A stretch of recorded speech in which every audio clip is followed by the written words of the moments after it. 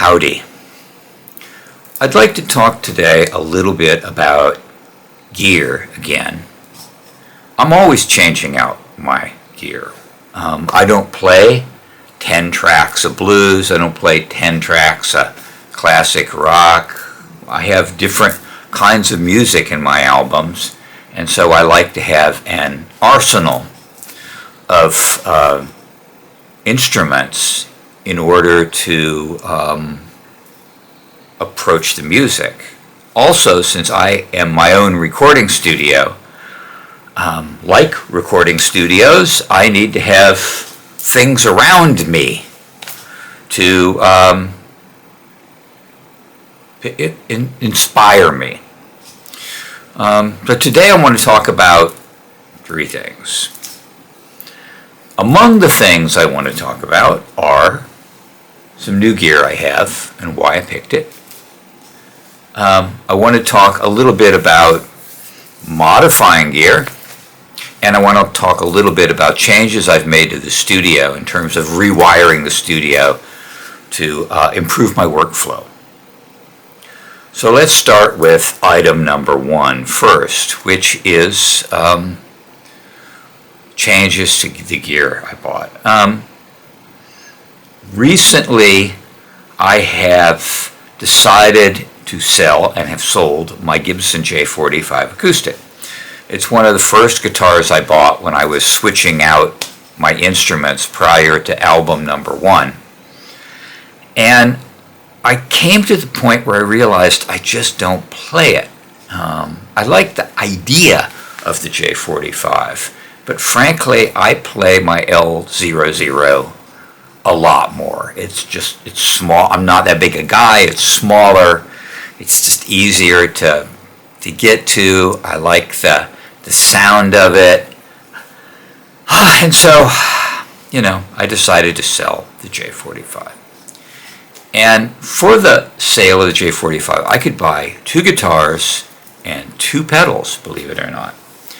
But I also sold one of my pedals. I finally sold my Lore pedal, Walrus Lore pedal, for the same reason. I like the idea of the pedal, but I don't really play that much ambient music, and it's an ambient pedal. So that was needing to go as well and to be replaced. Sometimes I hold on to pedals, as I've said before, but that didn't look like a pedal I was going to hold on to, at least for now, because there were other things I needed to get. So let's talk about guitar number one. This is a Fender Squier Classic Vibe Starcaster. They're gorgeous guitars. If you were to buy one from the 70s, back when no one wanted one, you would be paying upwards of $4,000. I don't know, if you were to buy a Fender reissue one, maybe you'd pay what, $1,500, $2,000, something like that, half price. If you were to buy a brand new Classic Vibe, what are you paying? $800? I don't know. I bought this guitar at Guitar Store, what is it, to the tune of less than $300 used. Guitar Center used less than $300. It's in perfect condition. It's a gorgeous guitar. But to get to item number two for a second, I wanted to then take this guitar and make it better.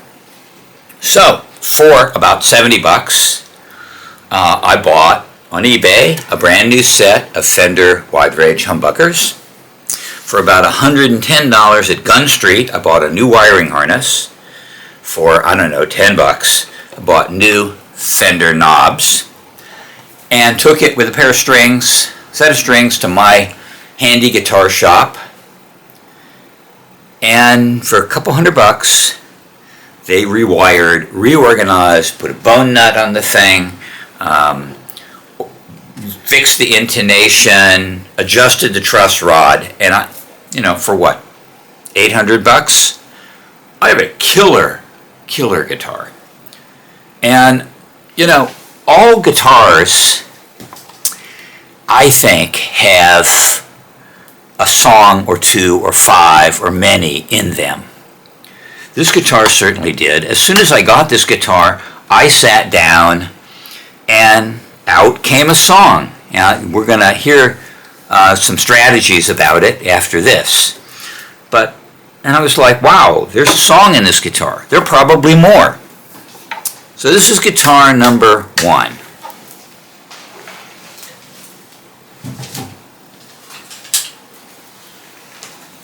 This is guitar number 2.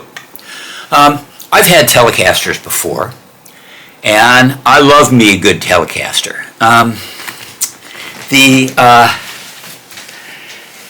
challenge is, I have an American Vintage 65 Jazzmaster, and I love it. I love it. And I thought maybe I would like an American Vintage, 52 Telecaster.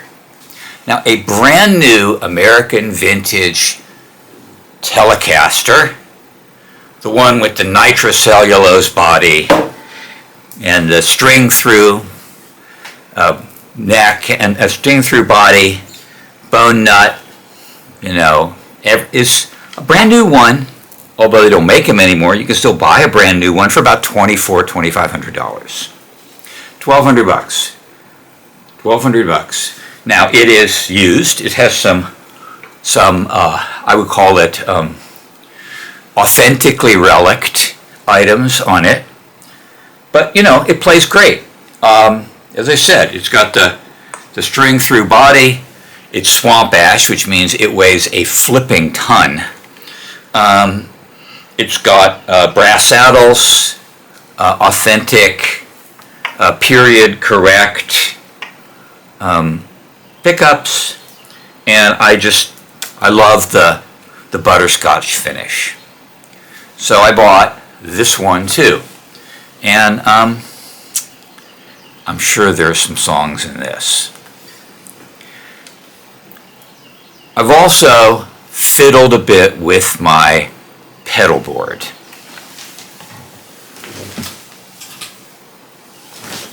And we're going to talk about that right now. So here's the new guitar pedal board. I got rid of the lower pedal and I bought that, which is a Hoof Fuzz from Earthquaker Devices. I've had fuzzes before, and I don't know, I just never had the ability to control them. So I thought I would try again. Just the kind of music I'm making on this album could use a little more oomph, and you can tell that by the stuff on the board. There's the new Cali 76, there's the Freak Out, the Hot Cake, the JHS Kilt, the Fuzz. You can tell what kind of music is coming off this pedal board. And I'm looking forward to playing around with it a little bit more. And as I said, I sold the lower pedal and was able to get this. And I also picked up, to experiment with, a hum debugger, because I do use a number of single coil pickups.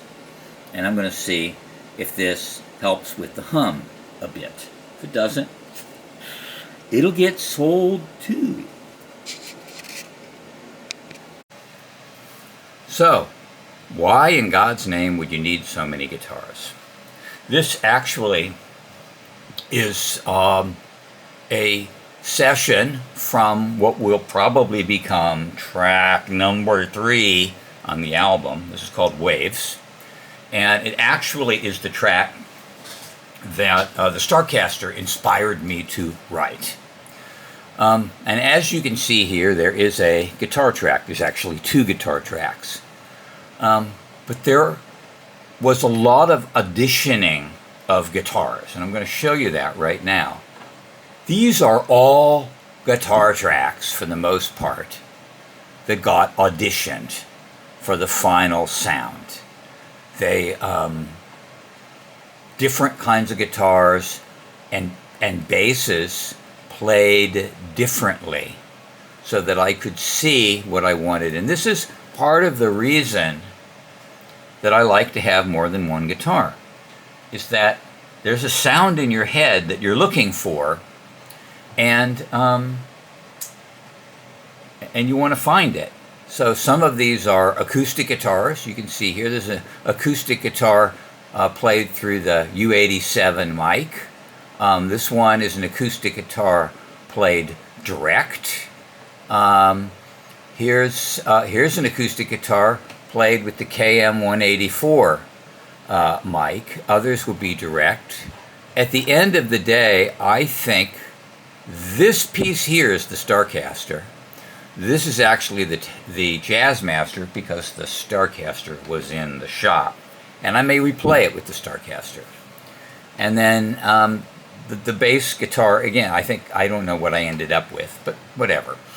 And then there's a lot of synthesizers here. One of the things, bits and pieces of different synths, and we're going to talk a bit about me rewiring how my synths connect to my interface so that you can get a better feel. But the other thing I have done recently is to start hiring session musicians. This is the drums. These are the drums for this track. You can see this is the one all put together, and these are the individual mic'd drums. And I've started to do that because I've realized that I'm not a very good drummer. I can do, electronic drums. So if I just need, a kick and a snare, I'm fine. There are other tracks I have that have a ton of drums in them that are MIDI drums, but it's more electronic. This needs to have real live drums, and so for about a couple $100, I hired somebody off Fiverr to play drums for me. And it's a game changer. I think I have 3 or 4 tracks on the album now that I have session drummers on. I also have session saxophonists. And it's been great because it's opened up my sonic abilities quite a bit. Now, here we are. I've got all these different synthesizers. So what you can see here is I've got my new Waldorf STVC here. I have the OP1 field showing up here. I have, you think the Prophet is in here, and the Poly D even makes an appearance. And one of the things you'll also be able to tell is that they are stereo tracks. They're all stereo tracks. And the reason for that is because I have rewired my studio. And we're going to talk about that right now. In the past, all of my instruments went into this interface, which is a wonderful interface. The Audient ID44 is great. Challenge, of course, is it has a limited number of inputs.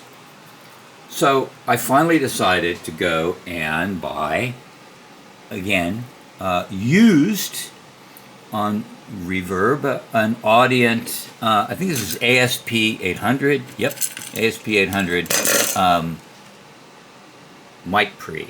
And that added a whole bunch of options for me in terms of what I could connect via optical to here. It also allowed me to set volumes for each one of them and play around with levels that could stay set. However, I've got more equipment than that. Over here I now have, because I got rid of my grandmother, not my real grandmother, she's dead unfortunately, but my Moo grandmother, I replaced it with a couple of other instruments. One of which being this Waldorf STVC string synth, because I wanted to play around with string synths, and this Poly D. You say, well, why did you replace one Moog with another Moog? Semi-modular just isn't for me. I'm sorry. But bass lines off Moog are for me, and the Poly D works well for that. So I'm pretty happy. Right now, all of this gets plugged in to that, and it all, because of the way it's wired, can be plugged in via, as you can see, stereo.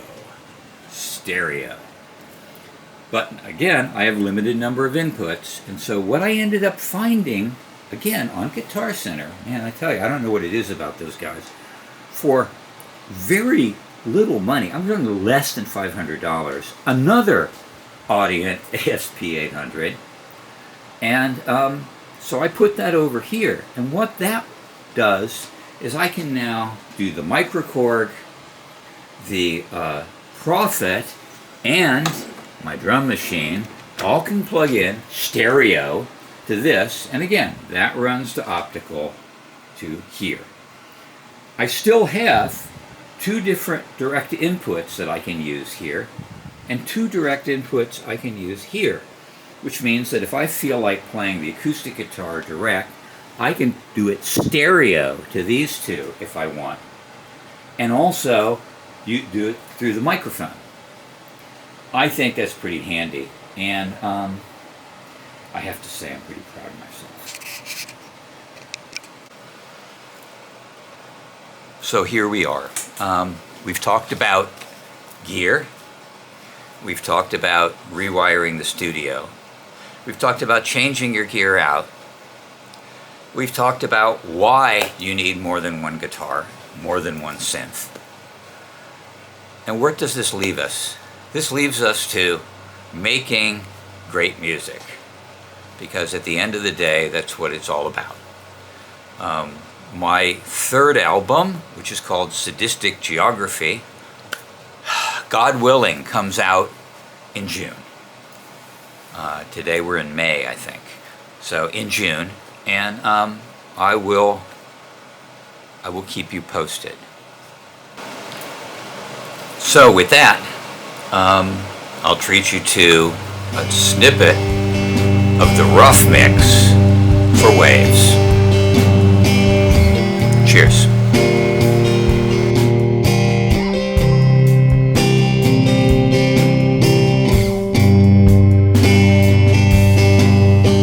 It's healthy for the prisoner to have some